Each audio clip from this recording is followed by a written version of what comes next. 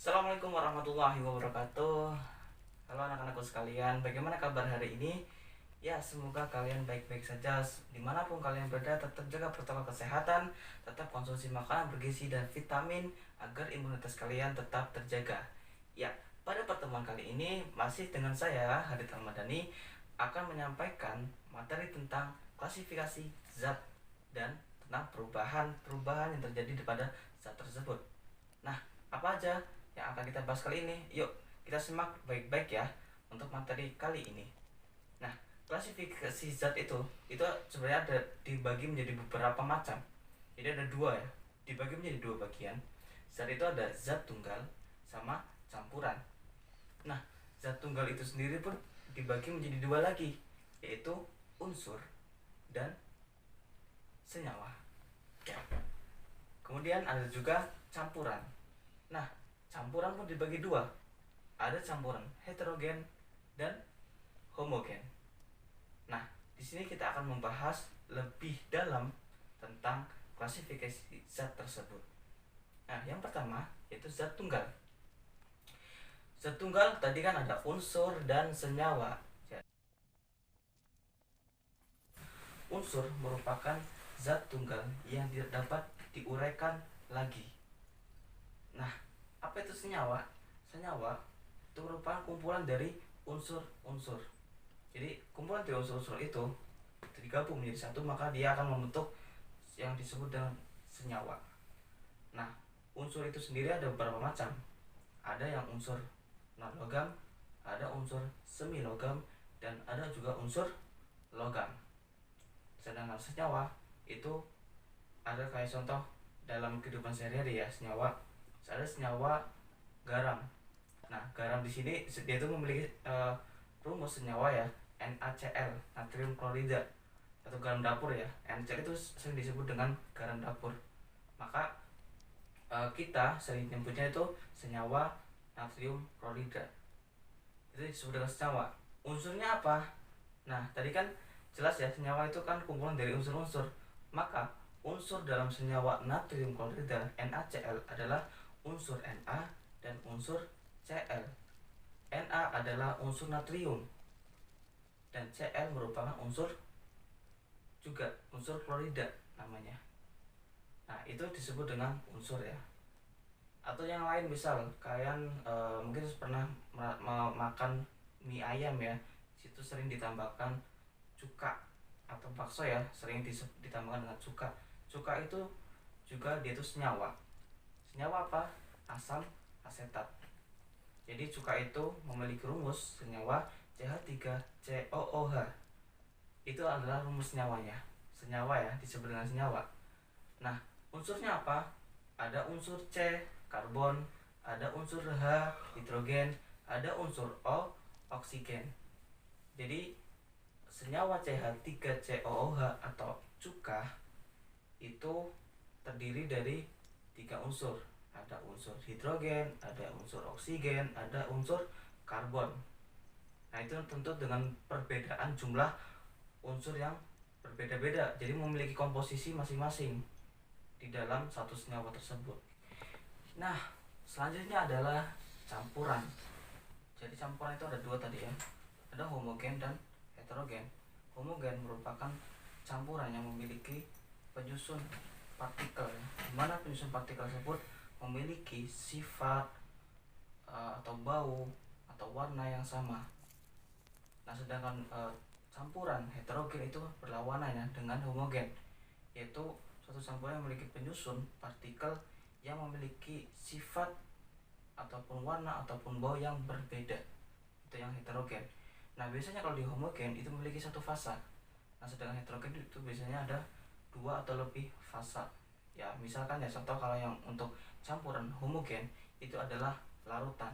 Entah larutan garam, larutan gula, ataupun misal kayak larutan susu atau kopi ya, itu bisa macam-macam ya. Kalau dalam kita bahasa ini misalkan kita larutan gula nih.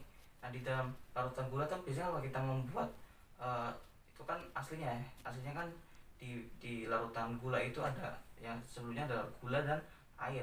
Ketika gula dan air dicampur ya jadi satu, maka dia akan jadi satu, jadi homogen, tercampur dengan sempurna, sehingga tidak terlihat mana yang gula mana air, karena dia akan menjadi satu fasa.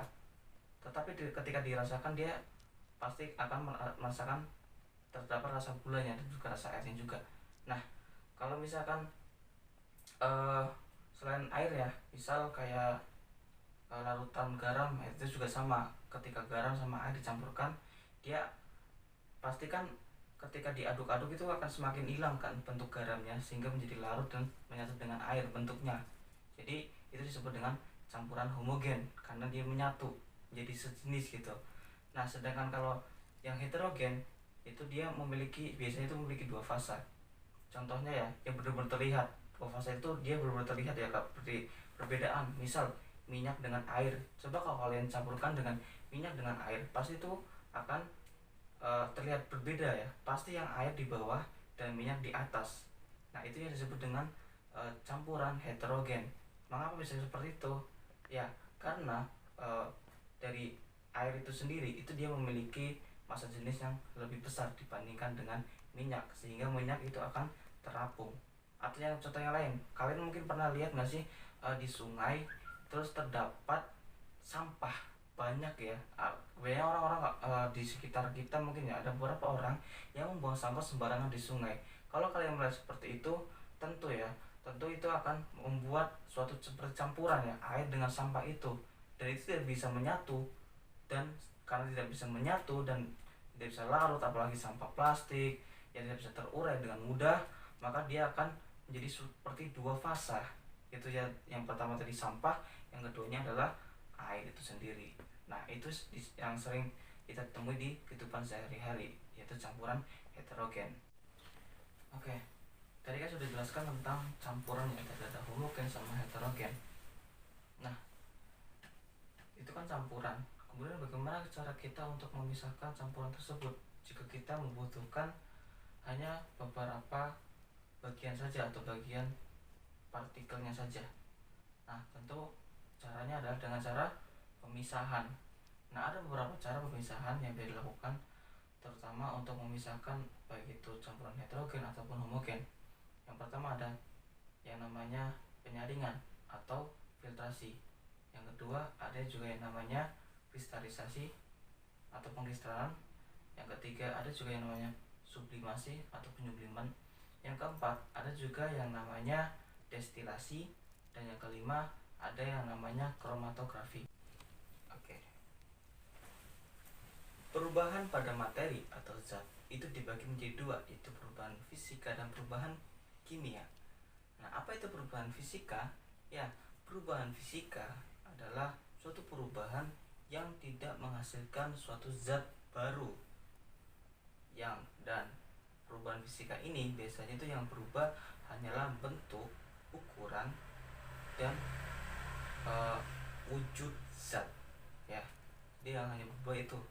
Biasanya kalau dalam bentuk ya, itu misalkan kayak dari besar menjadi kecil ataupun halus.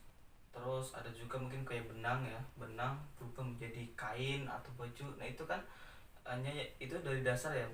Benang itu kan dasarnya, dia berubah menjadi baju ataupun kain kan dia hanya berubah bentuk saja, bukan berubah jadi sesuatu baru ya. Nah, itu hanya kan sama sifatnya ya, itu dari sama-sama dari benang. Atau misalkan kayak misalkan kayak tugas kemarin yang di LKPD, yaitu beras menjadi tepung. Nah, beras itu kan tetap ya dasarnya adalah bahannya dari beras, hanya berubah aja dia menjadi tepung, jadi lebih halus. Nah, itu kan hanya berubah ukuran saja, berubah bentuk saja. Nah, itu yang disebut dengan perubahan fisika. Lalu apa itu perubahan kimia? Nah, perubahan kimia yaitu yang sangat jadi ciri khas dari perubahan kimia adalah dia pasti menghasilkan suatu zat baru. Zat barunya seperti apa? Contohnya adalah misalkan dalam fermentasi ya, atau pembusukan, itu jadi perubahan yang kimia ya, terjadi perubahan kimia sehingga menghasilkan zat baru. Misalkan ya, dalam kalau misalnya fermentasi kayak kemarin yang kita contohkan adalah nasi ya. Nasi kalau kita diamkan dia akan membusuk. Nah, itu kan terjadi pembusukan tuh. Itu tentu ya, nasi yang masih baru dimasak ya, baru selesai dimasak, dengan nasi yang udah lama didiamkan dan menjamur, dia akan membusuk. Tentu eh, memiliki kualitas yang berbeda, dan zat-zat yang terkandung dalam nasi tersebut pun akan berbeda. Nasi yang ibaratnya baru dimasak itu pasti kandungan karbohidratnya bagus dan tentu sangat menyehatkan bagi tubuh kita, karena zatnya masih masih bagus, berkualitas yang baik ya, kualitas tinggi. Sedangkan kalau dia sudah mengalami pembusukan, maka kandungan dari nasi tersebut akan turun, dan zatnya pun pasti akan berubah karena bereaksi dengan yang lain, entah itu bereaksi dengan jamurnya atau dengan bakteri. Jadi itu ya mengalami perubahan zat ya. Jadi itu disebut dengan perubahan kimia. Atau yang lain, misal dalam kehidupan sehari-hari ya, misalkan kalian pernah nggak sih melihat di gerbang-gerbang ya, di gerbang rumah gitu ya, itu kalau lama kelamaan tuh dia akan berubah warna gitu, dia menjadi seperti kecoklatan ya. Itu yang kita sebut dengan karat. Nah, itu yang disebut dengan perkaratan ya. Jadi ketika, atau mungkin kalian pernah melihat paku ya, paku yang tadinya bagus gitu ya, terus ditempel di mana, mungkin di luar ya, di luar, terus lama kelamaan dia kok berubah, yang tadinya warnanya masih kesilveran ya gitu, dia berubah menjadi kecoklatan ya. Itu dia mengalami korosif ya, mengalami perkaratan. Nah itu sebut dia berubah menjadi zat baru, karena yang tadinya itu paku berubah menjadi zat yang baru. Nah paku itu kan bahan dasarnya Fe, ketika dia berubah menjadi zat baru, dia bukan Fe lagi gitu ya. Jadi dia memiliki dia akan berikatan dengan oksigen, sehingga dia memiliki suatu struktur yang berbeda lagi dengan paku yang pada asalnya sendiri. Itulah yang disebut dengan perubahan kimia ya. Jadi ada beberapa macam perubahan kimia ya, salah satunya ada pembakaran, di mana ketika kayu yang sebelumnya baru dipotong, dan ketika setelah dibakar dia akan berubah bentuk ya, dia akan berubah zatnya juga, strukturnya juga, sehingga disebut dengan perubahan kimia. Ada juga yang namanya pelapukan, ada juga yang namanya pembusukan, ada juga yang namanya fermentasi atau peragian, ada juga perkaratan yang tadi telah disebutkan. Jadi ada macam-macam dari perubahan kimia. Nah itu yang saya sebutkan tadi, itu kejadian-kejadian yang terjadi, terdapat perubahan kimia. Nah kemarin coba dicek lagi, dikoreksi lagi nih yang RKPD-nya, apakah sudah benar kalian menjawab itu. Nah jika maka disinilah kalian bisa mengevaluasi diri kalian, kira-kira oh kemarin jawaban saya benar atau belum, sudah benar atau belum. Itu harus dievaluasi biar kedepannya kalian tidak miskonsepsi tentang perubahan fisika ataupun kimia. Ya mungkin itu saja untuk materi kali ini. Silakan anak-anak sekalian mengerjakan LKPD ya, lembar kegiatan peserta didik yang kami berikan.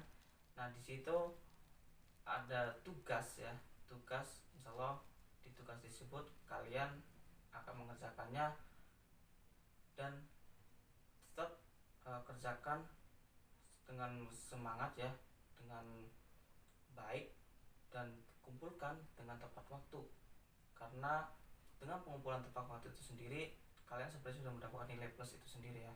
Makanya kerjakanlah dengan baik dan tepat waktu. Saya tunggu tugasnya, dan semoga bermanfaat untuk video kali ini. Cukup sekian dari saya. Apabila ada kekurangan, kami mohon maaf. Wassalamualaikum warahmatullahi wabarakatuh.